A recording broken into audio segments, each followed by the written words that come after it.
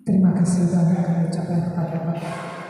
PJ Bupati Tapanuli Tengah, Bapak Elvin Elias Nainggolan,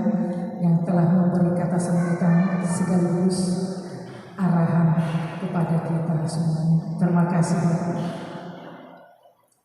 Masuk mahita acara selanjutnya, 5 acara napagalak lili naparjulo pasat kami dalam pada ini tomat perdita saud perdingan sinaga istihar napaduamon Bapak PJ Bupati Tapanuli Tengah, Bapak Elvin Elias Nainggolan,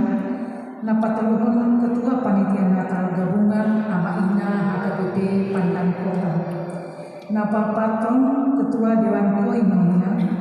napalimahon mewakili kategori aman pasar Hamima Tu Opung Arias Bombing, mewakili kategori Inak Pasar Hamima Tu Inak Opung Oksi Boru Simanjuntak, mewakili ruas amal Pasar Hamima Tu Amang Modeli Marpaung, mewakili ruas Inak Pasar Hamima